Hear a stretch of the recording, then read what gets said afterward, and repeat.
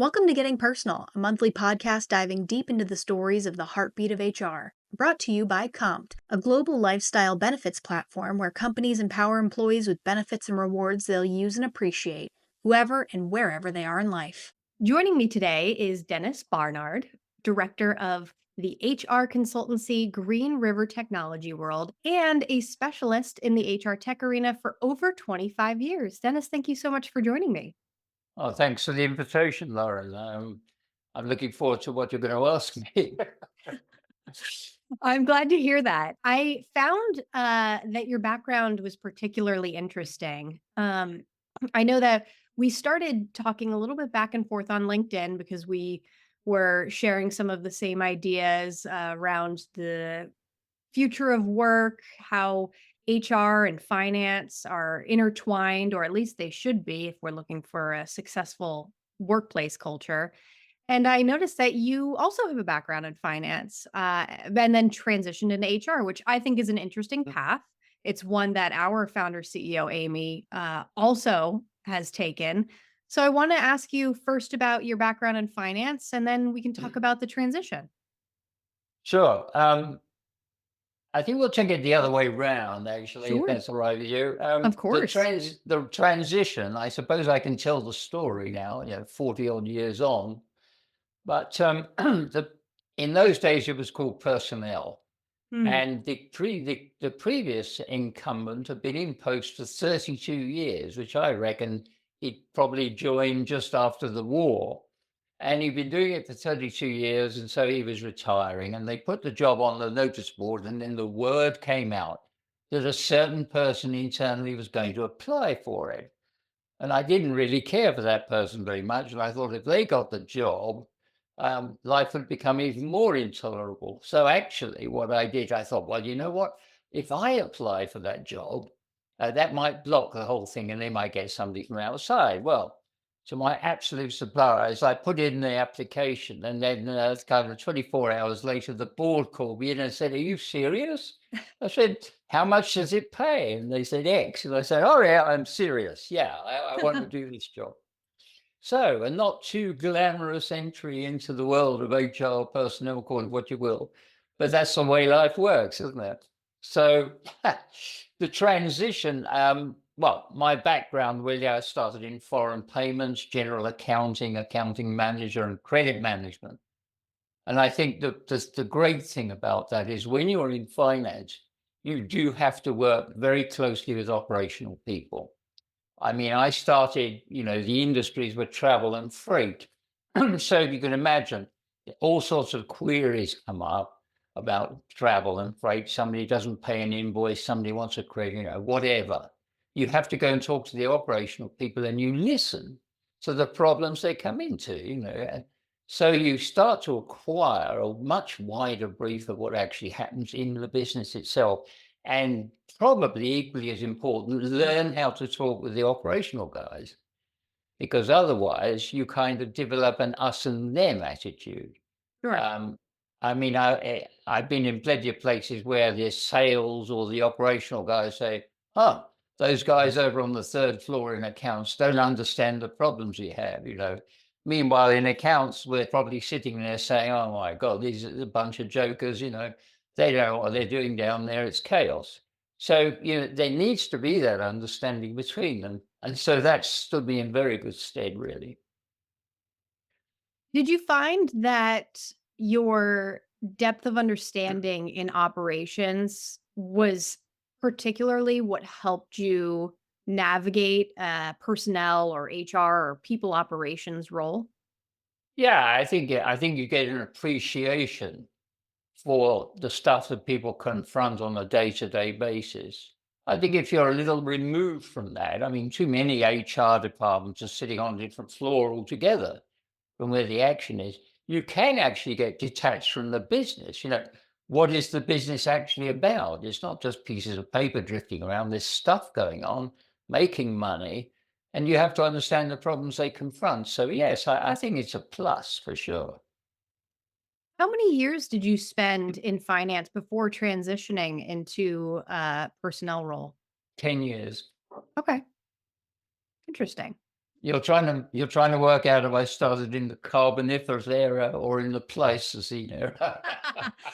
I'm I'm trying to determine, just the depth of your knowledge. I'm Mhm. thinking about what, uh, Amy has experienced, and it does seem like it was around a decade or so of, finance, and it might have not been strictly finance the whole time, but the But transition from related, yeah, exactly, from there's like, finance CFO, the COO, yeah. into CEO, and it feels like a very natural transition. And I am seeing a lot of conversations on the internet between HR and finance people of how they can better work together and what it means to be truly operational. Yes, I absolutely. I mean, in the various role, I had, obviously there's some pure accounting in there, but the bits I had were very interesting, like foreign payments. I was dealing with foreign hoteliers. In the credit management element, I was talking with, suppliers or customers and getting to know their problems as well as the operational people. And then when you're managing an accounts department, which I also did for a phase, you're seeing all the different problems that everybody has. So I think it all builds to that experience. And, there are people, there's one or two specialists out there like Joe Bailey who sort of said, right, I think it's time the HR guys started to learn this stuff because they're always saying they can't get the money for this, that, and the other. It's possibly because they're not quite communicating what is expected of them.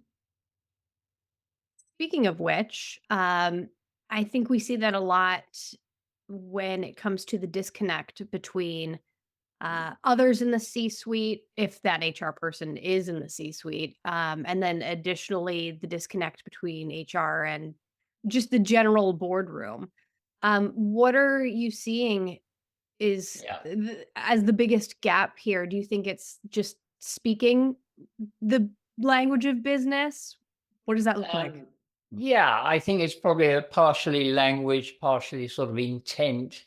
I think the language, first of all, what we've had over the last, shall we say, 15 years is the rise of not people like me who sort of transitioned from other parts of the business, but people who are pure HR. Hmm. So they go from college or university with a degree, possibly in HR. They go on to do a master's in HR. I mean, I've seen people at 26, 27 who left all of that, did the masters, came out, went into business, and they're basically doing admin. And how are they ever going to grasp, the sort of experience of the business unless they're very, very dedicated to understanding what's going on? So, in a sense, they come out talking more or less the language of the classroom, the theoretical stuff. Whereas your people sitting in the board, they're interested in how much is it going to cost? What's it going to do for us? Is it going to improve us? And I think the HR people who go to the board without a lot of experience in that area are a little bit too fixated on, shall we say, the human side. I'm not saying it's a bad thing, but if you're going to go and ask for funds or you're going to start talking about what the board possibly should be doing, I think you have to understand the rationale for why that's happening. The board only wants short, sharp statements, basically, which is a yes or no. They will reduce things down to that because they're in that business. And, so if you're going, I've spent a lot of years reading business cases prepared by HR for getting new software. And really, if you go there with a business case that's predicated on, well, nobody likes using it, or I believe if we had an absence module, we could reduce absence to zero, which of course, they don't make any sense. They don't stack up. The board will want to say, okay, I'm going to spend $100,000 on a piece of software. What's the ROI? What am I going to get back for that? And we're not in this profession too good at doing that. That will change. That will change. It has to. It has to. So yeah, it's a language and the intent. Where are we coming from when we're talking to the board? I think we have to get into the skin of the board because they, in turn, are very, very interested in the results of the outfit because their bonus is probably linked to it. So you've got to look at this holistically, and say, what do these guys actually want? Uh, How do you go about learning that? Is it truly just through experience? Is it reading? Is it consuming as much content as you can? Is it mentorship? It's a bit of all, I'd say. I learned it kind of the hard way, you know. You put in a request and it gets pushed back. Um, there's always been a debate as where HR should report to. A Mhm. lot of HR people report to finance people and they hate it. Personally, I started off and for a long part of my HR career reported to the finance director. Actually, it was a great benefit. Um, I got to learn, he was able to tell me, when you make this submission, this is what you should do. It was supported. So you learn the tricks that way. So it's a bit of mentorship. I don't think you could read too much about it, to be very honest, because I don't think in any of the real, all this examinations and stuff, I don't think they really put enough emphasis on that. If they had have done, I wouldn't be reading so many badly constructed business cases. So yeah, it's mentorship, it's experience, scar tissue of various unsuccessful attempts. So How has everything that we are talking about influenced your career path? Because I know that you, at one point, realized there is a solution to this. We can evolve technology to help HR make the business case to the board. yeah, I think technology. Uh, Fairly early on into my HR career, I was asked to computerize the payroll. And of course, I knew nothing about any of that, but I got to learn it and we did it. And kind of ever since then, people said, you know about that stuff and so on. But I think I'm basically lazy. So quite early on, I found that spreadsheets were much more fun for producing reports and data and information than collating a load of paper files. And then from there, it was a short sort of journey to getting into systems, very rudimentary ones at first. And then my I suppose my final big scale corporate gig, I took over as a locum HR manager, which turned into a full time. And in a cupboard, I found a box. The company had apparently bought an HR system and nobody ever rolled it out. So I picked up the box and I went to see a real superstar tech lady, young, very, very brilliant. And hopefully she'll be listening to this and recognize herself. And she got this thing to work. We got it out of the box, cranked it up, and then rolled it out. And then we rolled out the update of that. And so, coming right up today now, where everything is really far more, well, it's far more sophisticated now. We even have AI chewing on it. So really, um, it's it's simple. I think is the answer. It just saves so much time. And I know a lot of people out there in HR are still using spreadsheets. Fine, better than writing stuff, but there's so much better stuff out there now. It's true. I've been talking about that with my team in particular a lot lately as we've been, of course, because we're an HR tech company, but working on new product launches and realizing in so many conversations that we've had that people are still very reliant on Google Forms and spreadsheets. Yeah. And there is technology out there to eliminate that or make it so much simpler, save you hours of work that you're spending in those spreadsheets. But there is, I don't know, a hesitation or a lack of budget or something that Mm, is going on. well, it's a kind of comfort zone, Lauren, because I'll tell you, on the HR side of the house, if the management want a report, HR cranks out the report and converts it into Excel and then buffs it up because of all the errors they know that are in there. The Global Payroll Association, a year or so back, ran a survey that said, who's still using Excel? And 72% of the respondents, who are all pretty big hitters, are saying, well, yeah, sometimes we have to push the data out in Excel and do something and spin it back in. So it's kind of a comfort zone, isn't it? Um, yeah, I suppose in payroll's case, there are things they can't do with what they have, which points something out. In HR's case, it's usually the data's not correct. You know, we run out the report. Oh yeah, we know so and so moved department, so we'll have to change that in Excel and ship it back into the system and so on. Uh, But that's life. I completely understand having a comfort zone, but we Mm. know that the function is rapidly changing or being forced to, maybe. A Yes. lot has happened in the last 5 years. We're seeing more conversation stir up around AI and its involvement in HR. And I know when you and I have spoken previously, you mentioned that this year in particular will be cataclysmic for HR. Yeah. Define what that means. What are you seeing that others might be missing? Well, I think others are probably feeling it. Some people might not want to know this happening. Cataclysmic, big word, big topic. I think HR's arrived at a point where change is inevitable. Um, and I'm not saying fundamental change. I actually see it more as a stripping back to the basics of what we should be doing. HR has grown, has assumed things which probably it shouldn't have. I'll just throw out a couple of things, which is obviously going to be controversial, but I mean, I don't think that DEI should be an HR brief. I think it should be a company wide brief led by the board. Not on your side of the water, I'm afraid. But no, or not on government contracts anyway. But I don't believe culture should come under.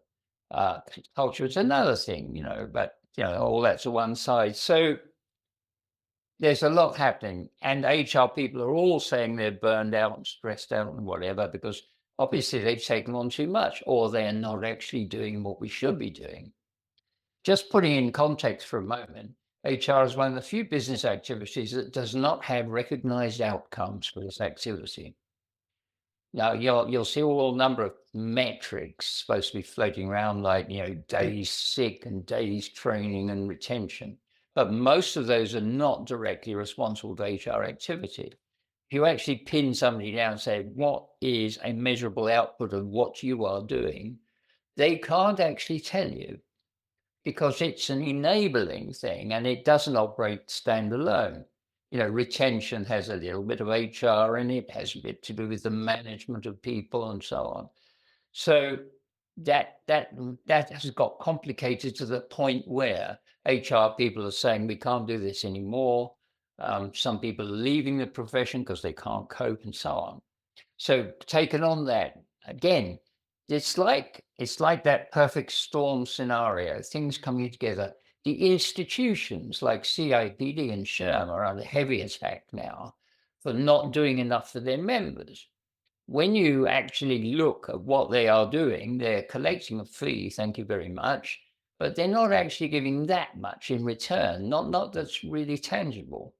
And this is probably more noticeable where employed people generally have their subscriptions paid by their employer because it's tax allowable. The independents are saying, hey, why should I pay, $400, whatever, a year? I had to work hard to earn this money. And what am I getting? I could teach those guys more than they could teach me. So what am I doing? So there's that. The institutions, and I think overall HR is under more scrutiny and more criticism. I think because of that lack of definition of what the outcome is, the boards and that are all the time looking to cut costs, and they're saying, "Oh, I've got a department of 30 HR people. What the hell am I getting for this money?" So there's nothing definable. And that's the thing. That's why I've been working, the re-engineering of HR and so on, because we need to get this defined. Because if we keep in this gray area, which is quite handy because nobody can actually evaluate you, right? Because how many HR people? Well, I've heard in my career saying, "Oh, well, you can't measure what we do." Well, measure, okay, not measure, but let's at least understand what we do. What is it? What's the result, the end product? So That's it. And, there's other things. Um, Thought leadership. I see a big divide. I've been talking to colleagues saying I see this a big divide. If we go down the institutions again, a big divide between the employed HR people and the independent HR people. Right. All the indies, all the thought leaders that I not worship, but I follow them and I really hang on their every word, are all independents. If you're working 9 to 5, 52 weeks a year in a job, there is very little space for innovation or thought leadership. Now, I see that is a big cataclysm. That's a schism inside the profession. If all your thought leaders are outside of the mainstream, I think there's a big problem there. So and there's a lot of factors, and then along on top of all this, along came AI. And I made a few doomy sort of figures about all this, but I think we got to be realistic. All the admin that HR has, we've actually had the tools for 20 odd years to knock a lot of that out, but we have chosen not to do it or ignored it or not done it properly. Hmm. AI is going to there's no choice. There's no choice because companies are going to come along and say we want AI and we can do all this admin and stuff. So how many jobs are going to be left in HR? I don't want to sound doomly. I just think that the emphasis is going to change. I think we're going to see HR specialists used, but not 5 days a week.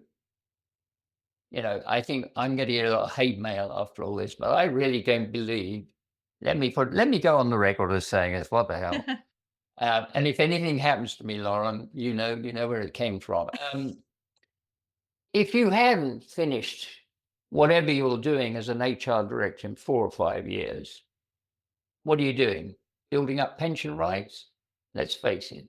If you haven't solved the problems, got things ticking and they should be, stuff changes, but the basics are there. You get all the basics in place. Rather, what I've done in re-engineering HR, I took, what does a company want from HR, and ran it backwards and said, well, what are the things HR should be doing? So I believe that the rise of the fractional HR director or HR manager. And I think it's a good thing because I think the more outfits that people have exposure to, the more experience they get, the more involved they will become, the more the job is interesting. My selection gigs, HR system selection gigs, I was able to visit in the course of a year, maybe 30 or 40 different companies with different problems, different scenarios. This is a super learning curve for anybody. So if I could work for 5 different companies in 5 days of the week, fantastic. Look at the experience you get. And it makes sense for a company too. I mean, do you need some HR director sitting there 5 days a week strategizing away all the time? Not really. So I think I think we've come to that, what I'd call a perfect storm this year. And I say this year, but the thing is rising now. And I think over the next 5 years, there will be massive changes. We just need to get on board with it. It's interesting. I have observed so many HR leaders leave an in house role after the 3, 4, 5 year mark, uh, turn to consultancy or fractional work, start their own businesses, become thought leaders, create newsletters and LinkedIn posts and webinars and content that I have been consuming. Um, and I wonder, I haven't had the opportunity to ask them this directly, but I'm wondering if part of why they left is because they were trying to make the cases that you're talking about, but were just going unheard and are finding more success while being fractional because it appears that way, but maybe there's so much nuance there that I'm missing. No, not really. I think you're hitting it. Part of my philosophy has always been when I stop learning, it's time to move on. And the corollary to that is if I find out I'm smarter than people I'm working for, it's also time to move on. So Um, That's relatable. yeah, all right. I mean, if you're let's put it this way, you're an HR director, you come in, you make the necessary changes, you make the difference. After that, you're in a caretaking job. Hmm. Now, some people enjoy that. You sit there for 30 years and retire with a gold watch. Fantastic. But anybody who really wants to get on is going to say, right, well, I've done that. Let's get on to the next challenges. Now, the challenge could be adapting to the outside, running your own business. And it's a big culture shock for some. It's not a natural evolution by anything. Um, or it's a treadmill. You're just basically sitting there waiting for the next disaster or business change, and then but that's boring. So I think what you're hearing is absolutely spot on, and I think those are the reasons. I don't. Well, obviously, there's a case if you're not getting what you need from your employer, you're an HR director and you're not getting the resources, then you're not communicating right. Because when all is said and done, it's no good my peers sort of moaning, we can't get the resources because you're not going about it right. The board aren't stupid. If they can see a return on what you're proposing, they'll be in there like a shot. So maybe the messaging is wrong. To challenge that, aren't people your most valuable asset? So if HR in theory owns that function, shouldn't it be easy to prove ROI? I don't know. All right, okay. Well, that people are our greatest asset has been debunked so many times. Tell me more. Pe- Well, they say that, and then they drive them back to the office, or they cut the pay, or they slice off 20,000 people at a go. And it was only about a year and a half or 2 years ago we were gibbering on about the war for talent. Suddenly, shoom, I chopped 30,000 people, the good and the bad, all at one go. But Yep.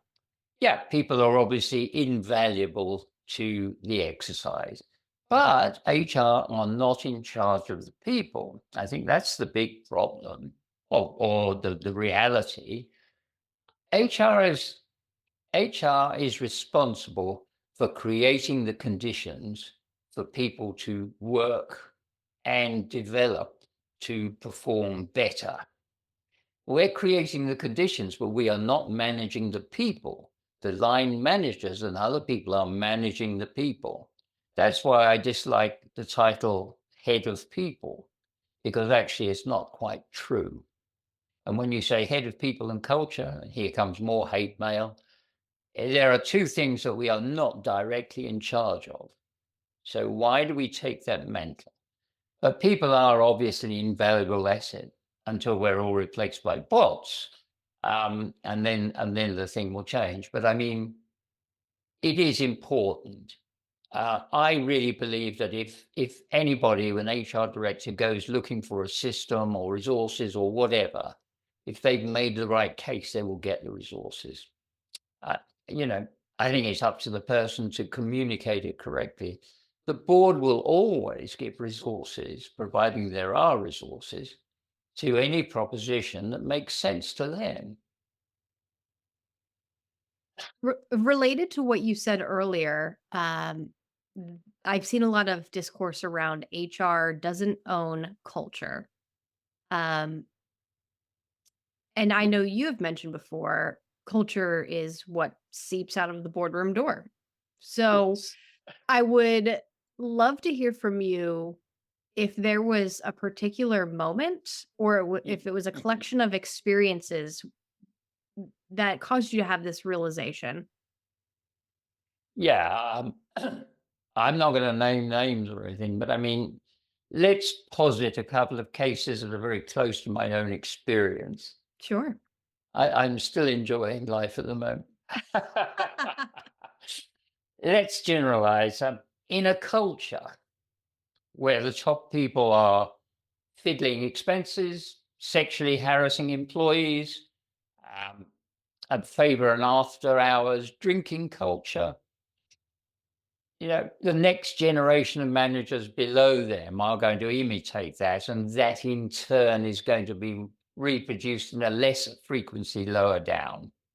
That's one culture that I have experienced. Another culture, not so terrible, but equally well, not quite as frustrating, but where you need 6 signatures to get a replacement employee because you see that there's little trust. It's a culture of nobody trusts anybody. They want to avoid responsibility and fix the blame somewhere if it goes wrong. That's how you end up with these scenarios that all my colleagues are writing about, where if they're looking for a job, they go through perhaps 6 or 7 interviews, make presentations and all that. It's just pathetic, really. And that tells you, if you even were confronted with that and they say, okay, the interview schedule is this, that, and blah, blah, blah, blah, blah, you would say red flag, no thanks. Because you know exactly what you're going to be walking into if you do by any chance get that job. So no genius HR person is ever going to fix a toxic culture. Sure. Impossible. So how is it that somebody can be called the head of culture or the head of people and culture? Because you cannot directly influence it. Outstanding and very, very outstanding individuals may well influence a board, generally after a major disaster like a Me Too moment.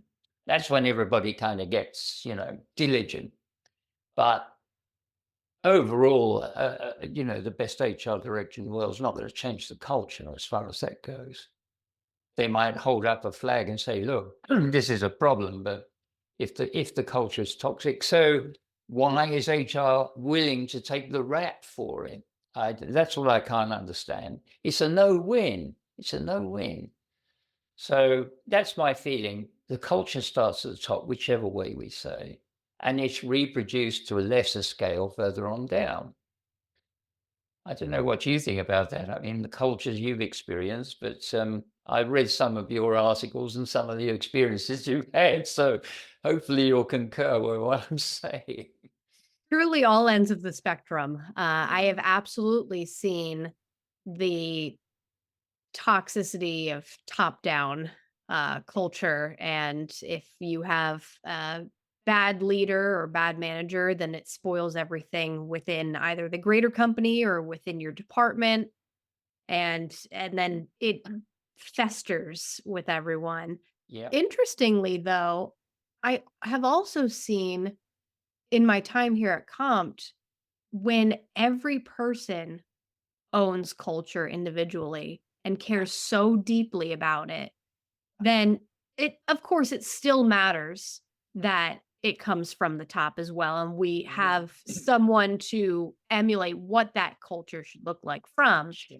But when we all own it, it I don't know, amplifies it like 10x's. Everyone is in on the same mission, and we are all on the same train moving together. Super. That's how it should be. I mean, exactly. The culture, issues like DEI, health and safety, quality control should be drilled into every person. And the only way you do that is by leading by example and explaining why we need to do this. You'd be open about it, because it works, because it makes everybody feel that they're doing a worthwhile job in a nice place to work. It's those little things, but it doesn't take much. It doesn't take much. But you read so much about bad cultures. Not every place is a bad culture, and your example is an excellent one. I think it's the thing that should come from every person.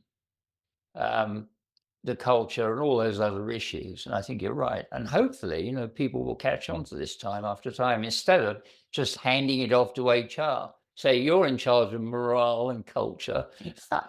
I mean, there was a time where I was the HR manager for an outlying office somewhere, and the chairman. I got into the central office, and the chairman said, "I'd really want you HR to be in charge of the morale in this office." And I said, "Really?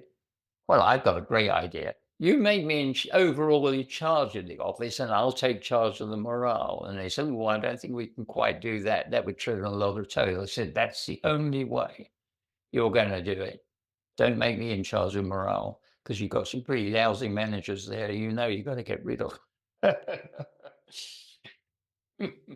I think that's where the misconception from the general employee population comes from, that HR are party planners, because so often they are charged Yeah. with l- instilling morale and company values and whatever that looks like. And they try their hardest. But when it comes to the pizza party that no one wants, it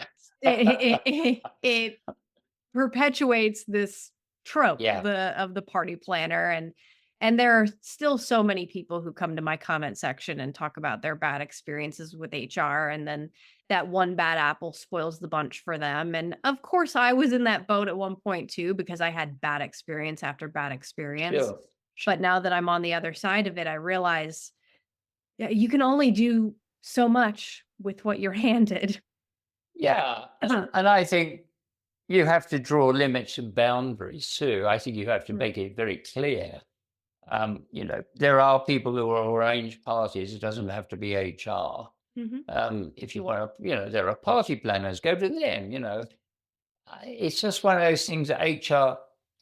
Because we go back to my original point, because there's no defined outcome of HR activity, we've taken on a lot of rubbish that nobody Yeah. else wanted to do. And parties, Christmas parties is one thing, retirement, but whatever, all that stuff. Running out and buying a gold watch to somebody who's bought their 50 years. No, I mean, they've done it because they wanted to prove their worth. Our profession has an immense inferiority complex, and they hide it under a patina of, we are strategic and all that stuff. But Mhm. underneath it all, they probably are quite aware, or some are, that actually things are not quite what they should be, and that they will take on all this extra work just to say how useful we are. So, wow, your sack of mail for me is going to be horrible, I would imagine. But anyway, I'm just telling it as it is.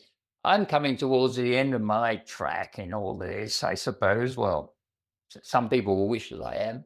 Um, and you look at the sum total of everything you've learned, and it's the truth. It's uncomfortable, but it's the truth. I mean, what are we if not the sum of our learnings and experiences and Absolutely, stories? I it absolutely. just makes sense. Every disaster is the cheapest training you'll ever get, is my Mm, view. Because it's only in disaster you find out what you're really worth and how things work, sure. and you see how those around you react as well. I'm always reminded of the crash of 1987. Um, and I was in the UK at the time, but I remember the stock market in New York opened low, and the bots took over and started selling like crazy. All the new masters of the universe in the finance world were running around like headless chickens, whereas all the old grey heads had seen it all before, and they kind of put a reassuring hand on it all. So the experience, good or bad, is all valuable, providing we learn from it, I suppose. Yes. I can forgive anybody a mistake, but if they keep making the same mistake, you've got to say there's something terminally wrong with them. Dennis, looking to the future, you had told me that you predicted in 10 years, 75% of senior HR will be working fractionally. I know we touched Yeah. on fractional a little bit Yeah. earlier, but I want to know more about what excites you most about this future. Is this a good thing? Should HR leaders be doing something to prepare for this? Well, they should be getting as much experience as possible. I would be excited if I was a much younger person in HR. I would be peering forward and saying, right, I want as much experience as possible. I want to get into as much tech as possible. I want to understand how it all works, what it's all about, and form your own conclusion about how the function should work and what the end product should be. I think, I urge anybody listening to this, don't just listen to me. Go and figure it out for yourselves. You might come to the same conclusion or something similar or something different. But I think if you're sitting doing admin, then this is the moment to start to step up your game. If you're a senior person, then you need to broaden your experience. I see it as exciting because I think if we actually did define the end product of HR, I think the whole thing would change. I think we get a lot of respect. We'd know what we were working for. Um, and we could look people in the eye and say, "This is what we're doing. This is what we're responsible for. We're doing it well, and we want more resources, or we want to do more of it, and we want to get involved." And I think that's a much more exciting future for HR than we've got right now.